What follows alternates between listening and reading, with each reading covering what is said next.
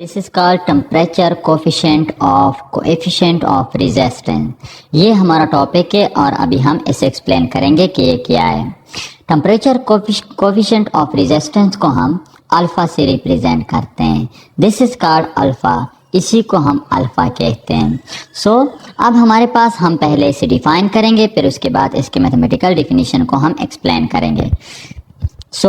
अब हमारे पास हम इसे डिफाइन कर सकते हैं that the change in resistance per unit original resistance mean किसी भी मटेरियल के रेजिस्टेंस में जो चेंज आता है पर यूनिट ओरिजिनल रेजिस्टेंस और per unit rise in temperature are called temperature coefficient of resistance. तो इसी को टेम्परेचर कोएफिशिएंट ऑफ रेजिस्टेंस कहा जाता है।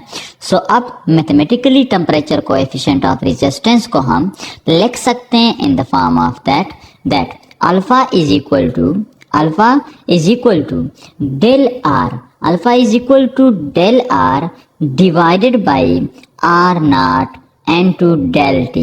या हम इसे लिख सकते हैं and is equal to rt minus r naught divided by r naught and to del t। This equation is called temperature coefficient of resistance और इसी को हम अल्फा कहते हैं। This is called alpha mean temperature coefficient of resistance को हम alpha से represent करते हैं। तो अब इसे हम एक्सप्लेन करेंगे। लेट्स सपोज हमारे पास ये एक कंडक्टर है और इस कंडक्टर में हमारे पास करंट फ्लो कर रहा है और ये कनेक्टेड है सर्किट में। हमारे पास ये कंडक्टर कनेक्टेड है और यहाँ पे this is positive, this is negative और यहाँ पे जो इलेक्ट्रॉन्स है वो मोशन कर रहे हैं in that direction from negative toward the positive terminal motion कर रहे हैं। मीन करंट हमारे पास यहाँ पे जनरेट हो रहा है due to applied electric potential V। तो अब यहाँ पे लेट सपोज इस कंडक्टर का temperature when temperature T is equal to 0, when temperature T is equal to 0 degree centigrade. तो चूंकि कंडक्टर है तो 0 डिग्री सेंटीग्रेड के ऊपर हमारे पास जो रेजिस्टेंस R होता है दिस इज इक्वल टू हमारे पास R नॉट मीन 0 रेजिस्टेंस।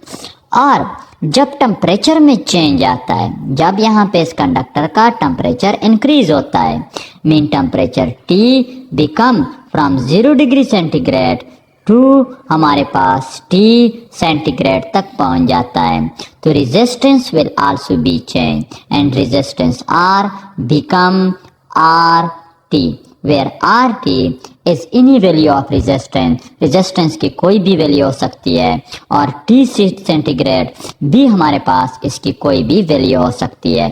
तो अब हम इसके लिए लिख सकते हैं दैट तो यहाँ पे जो रेजिस्टेंस में चेंज आया हुआ है रेजिस्टेंस R नॉट से चेंज हुआ है कहाँ तक RT तक चेंज हुआ है। किस चीज की वजह से when temperature whenever temperature change from 0 degree centigrade to T centigrade where T centigrade and any value of temperature, so resistance will be changed from R naught mean 0 ohm to RT any value of the resistance। तो अब हम लिख सकते हैं that mathematically हम लिख सकते हैं that change in resistance del R is directly proportional to R naught. Original resistance को डायरेक्टली प्रोपोर्शनल है मीन अगर यहाँ पे पहले से रेजिस्टेंस ज्यादा है तो रेजिस्टेंस में जो चेंज आएगा वो भी ज्यादा आएगा। तो इक्वेशन का मतलब ये है and that change in resistance is directly proportional to del T change in temperature mean जितना आपके पास टेम्परेचर में ज्यादा चेंज आएगा उतना ही रेजिस्टेंस में भी हमारे पास ज्यादा चेंज आएगा। ये दो इक्वेशन हमारे पास आ गए। अब हम लिख सकते हैं दैट कंबाइन कर लें इक्वेशन 1 एंड इक्वेशन 2। इक्वेशन 1 और इक्वेशन 2 को कंबाइन करने के बाद वी विल गेट हमारे पास आ जाएगा that del R is proportional to किस चीज को R naught and to del T।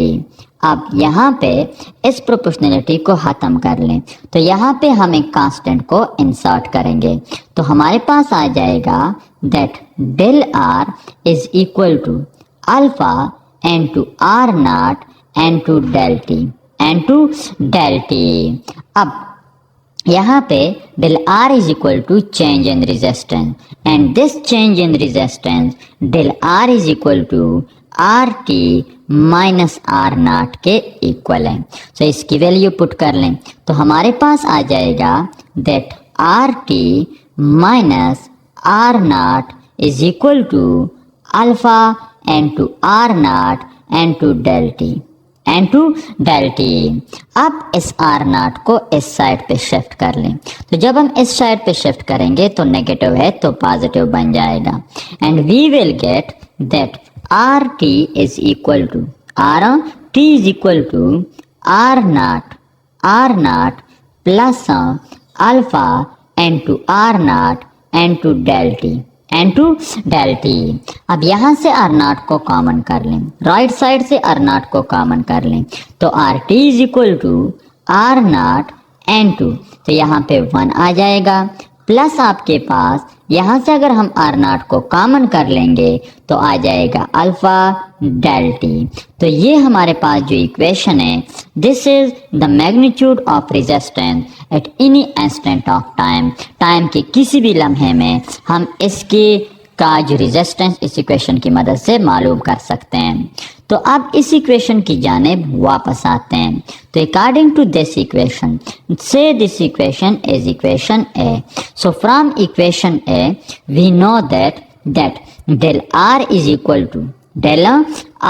Equal to किस चीज की इक्वल है, alpha R naught del T की इक्वल है, where alpha is constant of proportionality. जो अल्फा है ये कांस्टेंट ऑफ प्रोपोर्शनैलिटी है, and this constant is called coefficient of resistance. इसी को हम कोएफिशिएंट ऑफ रेजिस्टेंस के नाम से जानते हैं।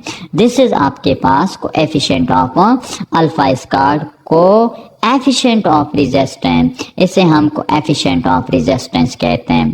तो यहाँ से हम अल्फा की वैल्यू को निकाल सकते हैं, दोनों साइडों को आर नॉट टी पे डिवाइड कर लें। So del R divided by R naught into del T and is equal to alpha R naught del T divided by R naught into del T.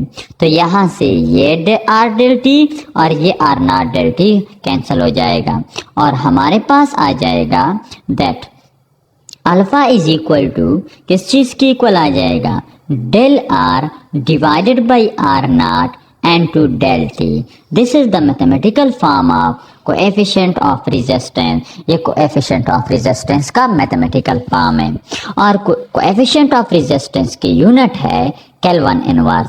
इसकी unit को हम यहाँ से निकाल सकते हैं, किस तरह, डेल आर की यूनिट ओम है, डिवाइडेड बाई आर नॉट की यूनिट भी ओम है, और डेल टी की यूनिट है केल्विन। तो ohm and ohm will cancel, we will get 1/k।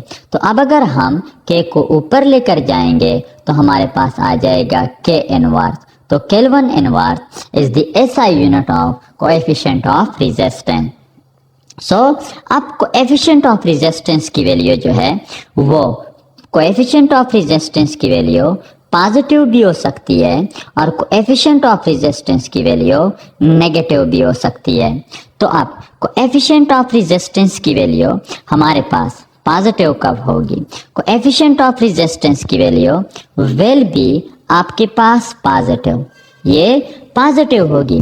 किस चीज के लिए पॉजिटिव होगी, फॉर कंडक्टर्स, मीन मेटल्स के लिए। जितनी भी आपके पास मेटल्स हैं, इन सब के सब मेटल्स के लिए या आपके पास कंडक्टर्स के लिए coefficient of resistance will be positive. क्यों, क्योंकि कंडक्टर्स में टेम्परेचर इज डायरेक्ट कंडक्टिविटी या resistance is directly proportional to temperature.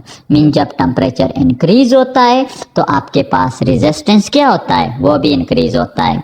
तो इसी तरह जब हमारे पास यहाँ पे रेजिस्टेंस इंक्रीज होगा तो विद इंक्रीज एंड रेजिस्टेंस के साथ ही हमारे पास जो temperature with increase in temperature के साथ साथ हमारे पास रेजिस्टेंस जो है वो भी इंक्रीज होगा, और इसी इंक्रीज की वजह से टेम्परेचर कोएफिशिएंट की जो वैल्यू है एट विल बी पॉजिटिव, वो हमारे पास पॉजिटिव आती है, और टेम्परेचर कोएफिशिएंट की वैल्यू विल बी नेगेटिव, इसकी वैल्यू आपके पास नेगेटिव आती है।